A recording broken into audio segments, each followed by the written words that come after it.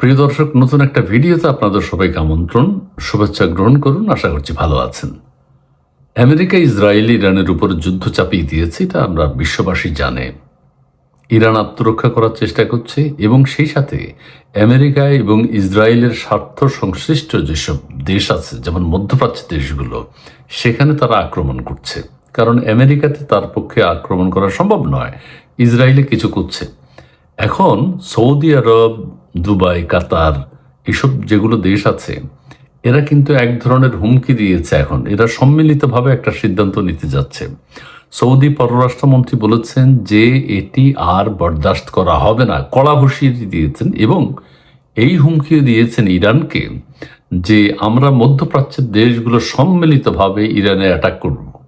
আচ্ছা, সৌদি আরব, দুবাই, কাতার, কুয়েত, এইসব দেশগুলো এখন বিরক্ত। একদিকে মার্কিন যুক্তরাষ্ট্রের বিরুদ্ধে কিছু বলতে পারছে না। মার্কিন যুক্তরাষ্ট্রের কারণেই তারা এখন ক্ষতিগ্রস্ত হচ্ছে, কারণ মার্কিন যুক্তরাষ্ট্রের অনেকগুলো ঘাঁটি আছে মধ্যপ্রাচ্যে। ইরান সেগুলো টার্গেট করে আক্রমণ চালাচ্ছে।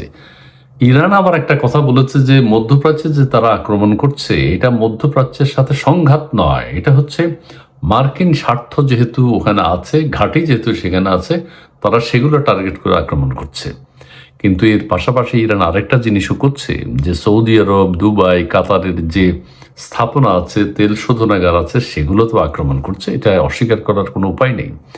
এদিকে সৌদি আরব আরও হুমকি দিয়েছে যে আগামীতে পারস্পরিক যে সম্পর্ক ভালো হওয়ার কথা, সেটা কিন্তু পিছিয়ে যাবে। হুঁশিয়ারি দিয়েছে ইরানের সাথে আর কোনো সম্পর্ক নয়, আমাদের ধৈর্যের একটা সীমা রেখা আছে এবং সেই সীমা আমরা অতিক্রম করেছি, এখন আর আমরা ইরানের পক্ষে নেই। এখন ইরান যদি সৌদি আরব বা মধ্যপ্রাচ্যের অন্যান্য দেশগুলো আক্রমণ করে, সৌদি পররাষ্ট্রমন্ত্রী যে হুমকি দিয়েছেন যে সম্মিলিতভাবে তারা ইরান অ্যাটাক করবে এবং সেই ক্ষেত্রে যুদ্ধ কিন্তু ভিন্ন দিকে প্রবাহিত হবে, অর্থাৎ ইরানের আর কোনো বন্ধু থাকতো না ওই অঞ্চলে। এইদিকে রাশিয়া এবং চীন যদি এখন শোনা যাচ্ছে যে গোপনে তারা সহযোগিতা করছে প্রযুক্তি দিয়ে এবং অন্যান্য বিষয় দিয়ে তারা সহযোগিতা করছে, সেটা কতক্ষণ, সেইটা যদি প্রকাশিত হয় তাহলে হয়তো মধ্যপ্রাচ্যের দেশগুলো আবার একটু ভয় পাবে। এই ঘটনা এখন কোন দিকে যায়? এখন ইসরায়েল এবং আমেরিকা চাচ্ছে যে ইরানের রিজিম চেঞ্জ করার জন্য তারা উঠে পড়ে লেগেছে।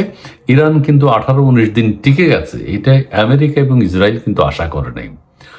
তারা আশা করেছিল আরো অনেক আগে রিজিম চেঞ্জ হয়ে যাবে, ইরানের ভিতর একটা বিপ্লব তৈরি হবে, কিন্তু হিতে বিপরীত হয়েছে।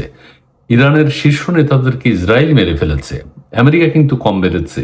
ইসরায়েল টার্গেট করে করে করে তাদেরকে মেরেছে এবং যেহেতু তাদেরকে মেরে ফেলেছে, ইরানের মানুষের মধ্যে এখন একতা দেখা যাচ্ছে, তারা ঐক্যবদ্ধ হয়ে গেছে যে তাদের লিডারদেরকে অন্য দেশের মানুষ এসে অ্যাটাক করে মেরে ফেলছে, এটা তারা সহ্য করছে না। তারা একত্রিত হয়ে গেছে, যে কারণে ওখানে ভিতরে কোনো বিপ্লব হচ্ছে না, রেজিম চেঞ্জ করার কথা এখন কেউ চিন্তা করছে না। রেজিম চেঞ্জ করার চিন্তা করছে শুধুমাত্র আমেরিকা এবং ইসরায়েল। এখন যে কথাটি বলতে চাই, শেষ লাইন, বটম লাইন হচ্ছে যে মধ্যপ্রাচ্যের দেশগুলো সম্মিলিত অ্যাটাকের জন্য ইরানকে কড়া হুঁশিয়ারি দিয়েছে এবং যদি তাই হয় তাহলে কিন্তু ইরানের বিপদ আছে। ধন্যবাদ।